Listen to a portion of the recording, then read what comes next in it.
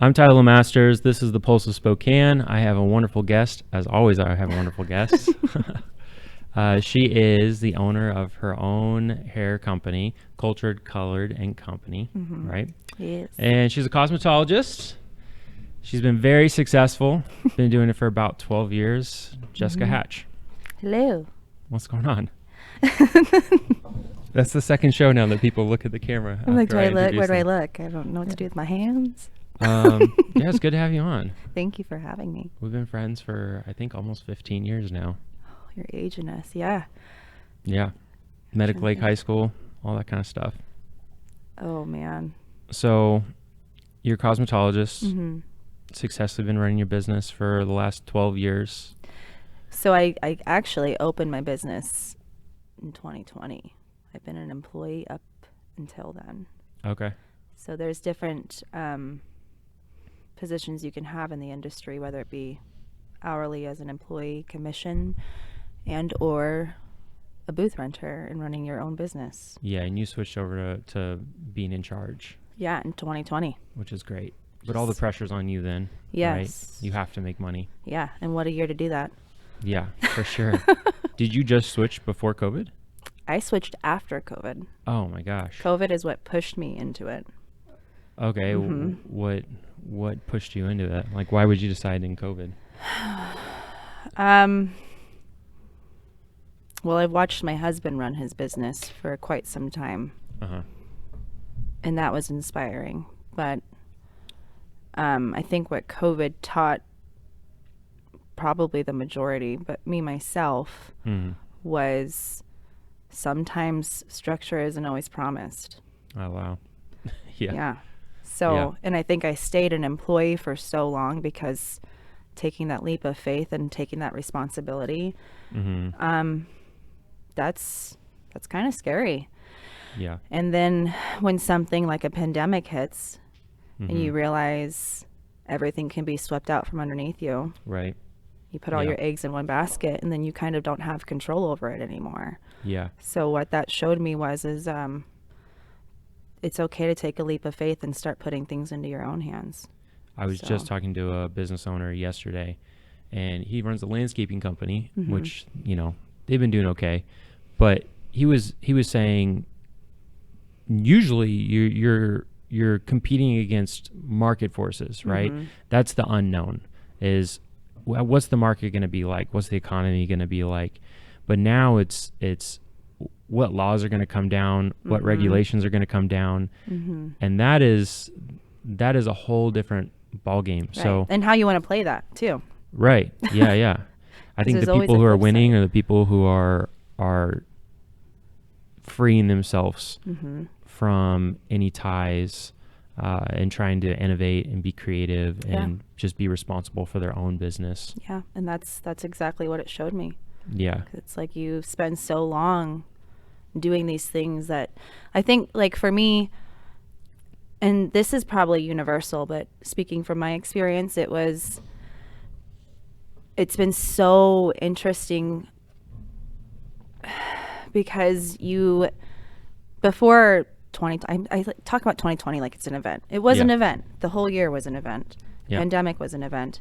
But before that, you kind of have these paths that are paved for you, right? And you Okay. set all these goals. I had all these goals that I had accomplished literally right before the pandemic hit.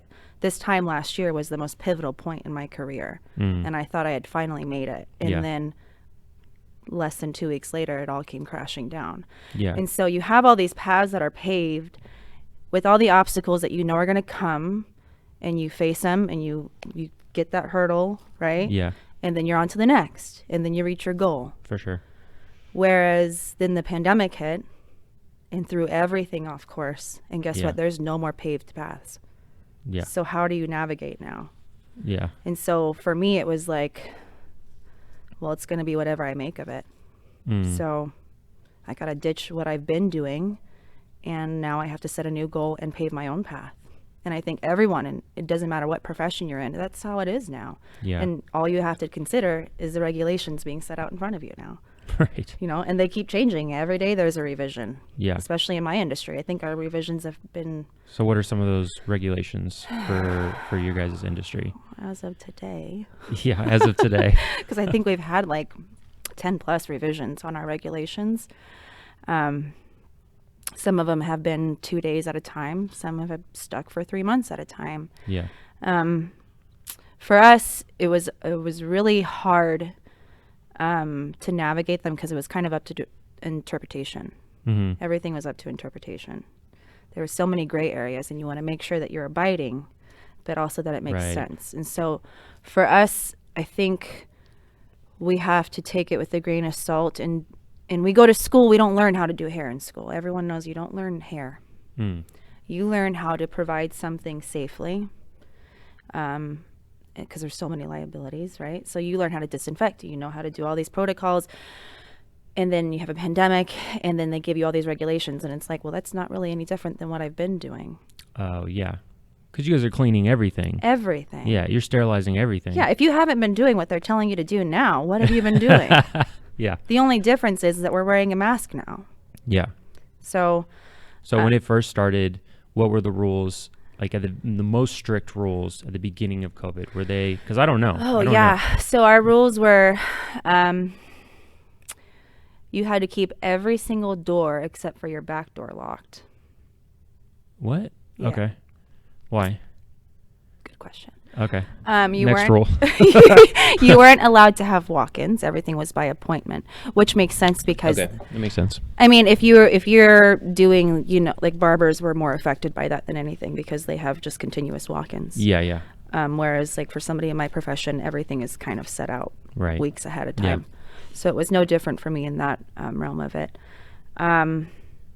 You had to be 6 feet apart, which normally in a salon you are anyways. You are not in close quarters with somebody else's client. Right. 6 feet apart from like another style or cosmetologist. Yeah, so you wanted 6 feet between your stations. Mm-hmm. When I first started, I was in my own suite, so I didn't have to really worry about outsiders. I was in my own little space. That at all. A lot of people that were in salons that had multiple booths were putting up the shower curtains if you could not allow for 6 feet. Sure.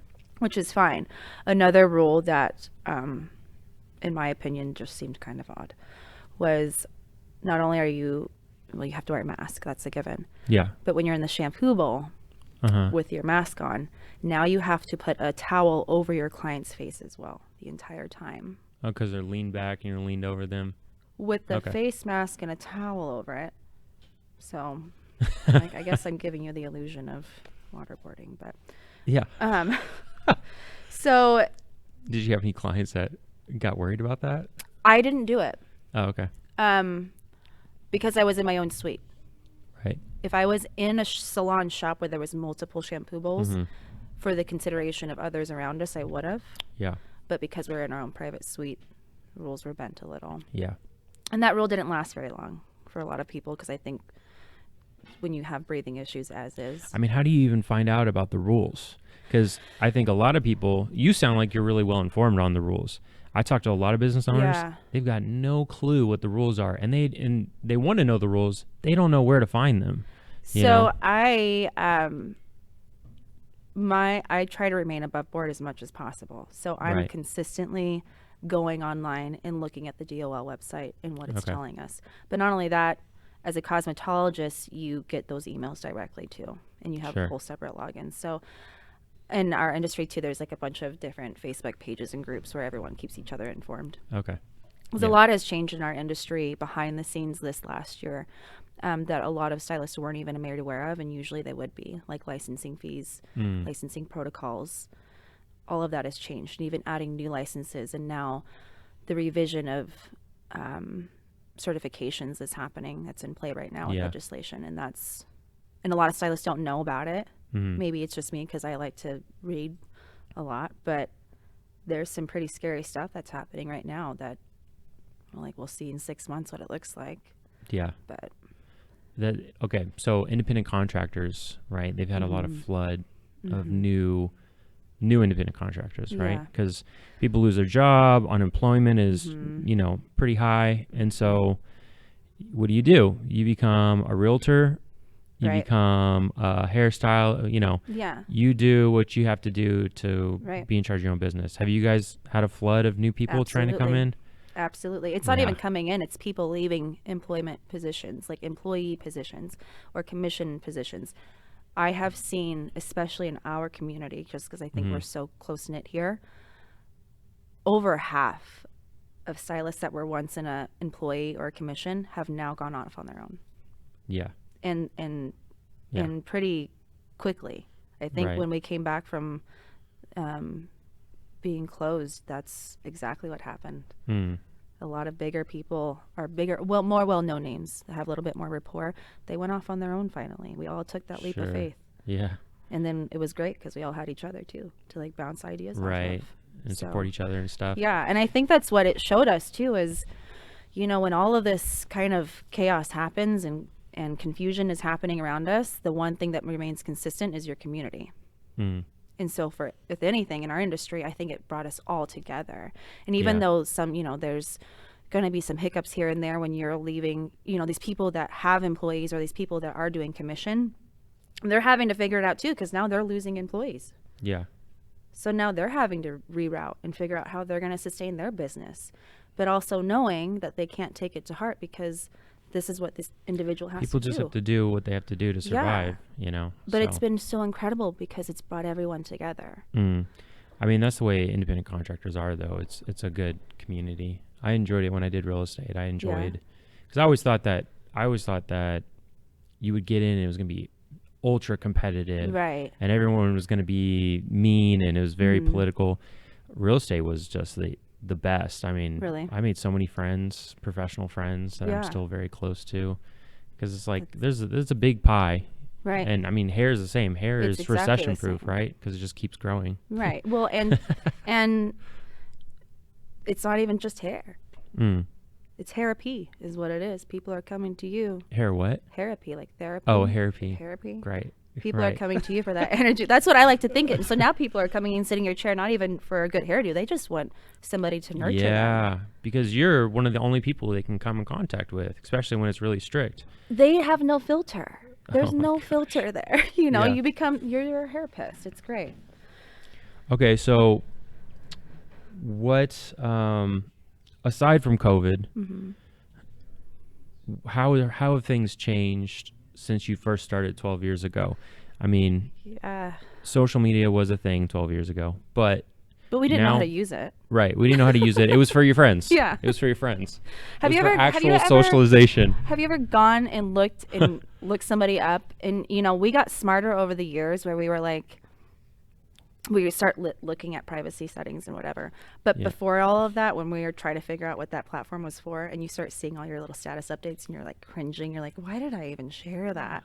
I've done that so many times. I think it's so fun. I don't have that problem because I've stayed away from it for the most part. That's great.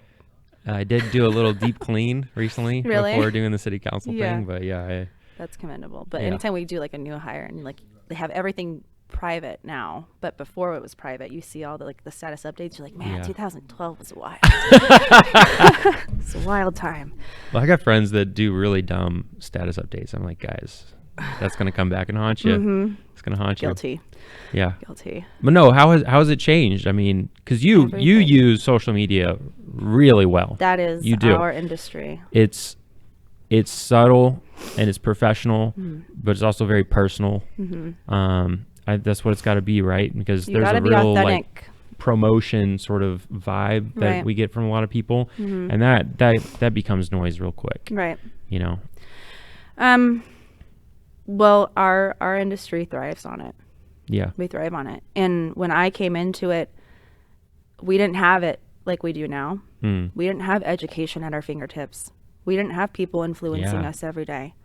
We didn't have that motivation or that really easy connection. Like, if I'm in the back bar doing a chemistry project and I need backup and there's no one in the salon, well, I can hop on social media real quick and find somebody real quick. Yeah. And a mentor real quick. I have Yeah. mentors all over the world now that I can just text and they'll respond like that. Wow.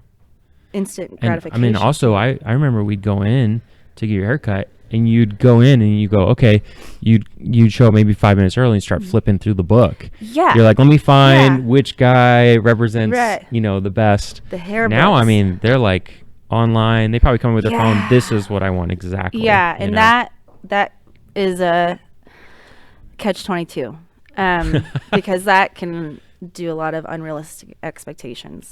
Photoshop is awesome. Yeah, you have to tell people you don't have it like that. Right. So, but that's good. It keeps us on our toes.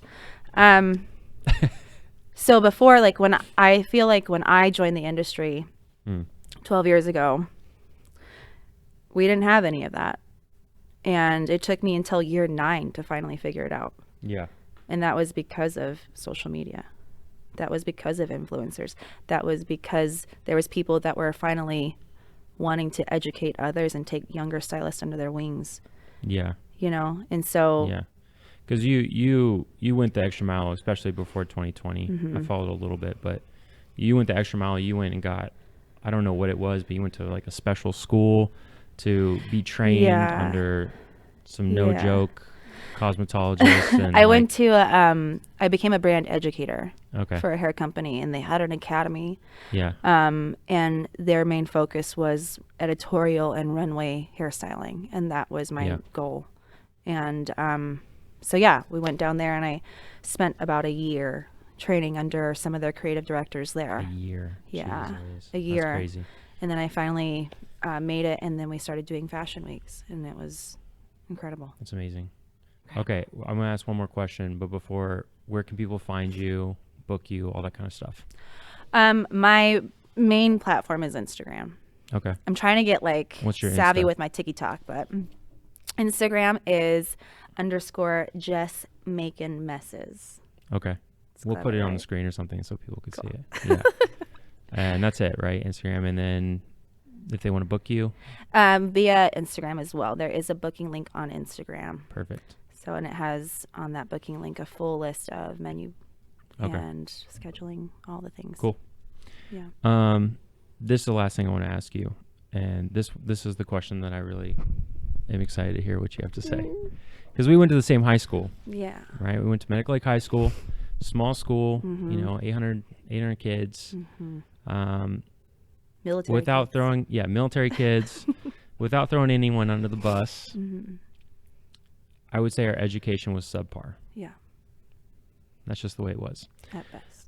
At best. Yeah. At best. That's being nice. I don't know about you, but I was told in high school that there were no opportunities if you didn't go to college. Right. You go to college, you get a job. If you don't, if you go the vocational route, you are automatically a wash up. Yeah. You've failed already. There's no money for you. There's no potential for you. There's no life for you, right? Right. Life is for college students. Everything else is for failures. You are in stark contrast to that, right? You're running a successful business. It's consistent. We now know that it's recession proof, right? You're supporting a family, or part supporting a family, You have 3 beautiful kids, 2 girls and 1 boy, right? Yes. A husband, you're doing the thing. You're making money. And you didn't go to college. You went to a vocational school, right? And neither did my husband. He didn't go to college either. Yeah. He's a restaurant owner. And so, what now looking back at that, and having kids, like, what's your thoughts about, vocational work? Truly, they're going to do what they're wanting to do. If they want to go to college, they're going to go to college. If they want to do vocational, they're going to do vocational. Yeah. What I wish would have been instilled in us in high school was character building and confidence building in even the most basic of things. We cannot run before we know how to walk. And so if you're not taught these essential things, even something as simple as having, what happened to home ec? What happened to that? So I wish that they would have just nurtured, and it's hard to do because it's on a greater scale, right? There's so many kids. But if they would have taken the time to nurture more independently rather than treating everything as a whole and pushing you through and telling you what should be. Who's to tell you what should be? Mm-hmm. If anything, we now know it's what you make of it. Yeah.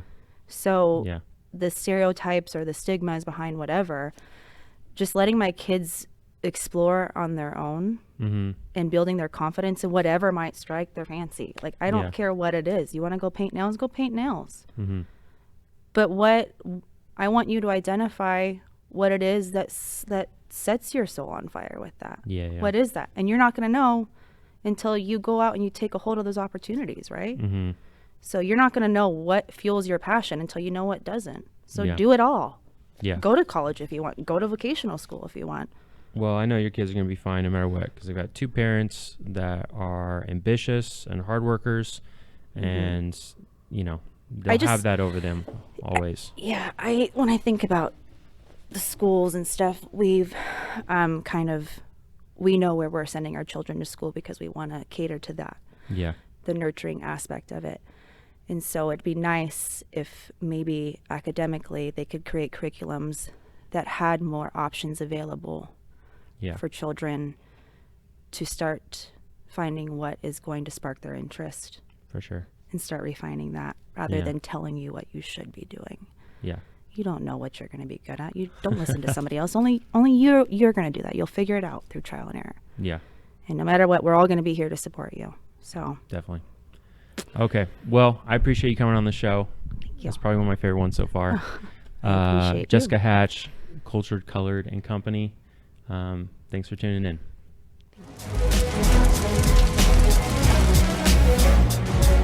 Well, this is Looms Day in Spokane. We got about 40 firefighters and their friends and family handing out 40,000 cups of water as the day goes by. It's a very good opportunity to see the public and support them and help them out and cheer them on during Blooms Day. It's one of the best things about Spokane is that we have these major events and the whole community comes together not just to participate, but to volunteer and show that they really care about our city and making our city look great. This type of an event really is emblematic of Spokane because so many people get involved. We have 50,000 people probably running this race. Always has been a very huge event. Right now we're at the corner of Broadway and Nettleton. It's the last water station before the finish, so people are pretty much dehydrated by the time they get to us. They really need our water. The water stations are a vital part, especially on warm days like today. It's real important that we have the volunteers to help with that. Without the volunteers, Blooms Day wouldn't exist. All up and down the course, there are people that are involved in this celebration. It really is a celebration of what Spokane's all about.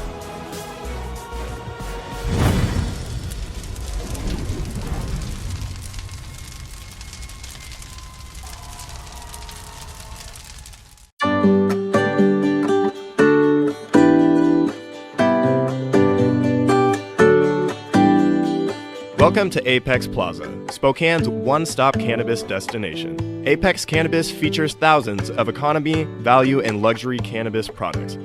Cannagear features hemp-based CBD products, glass, goods, and gear. Stop by 1325 North Division to experience the Apex difference.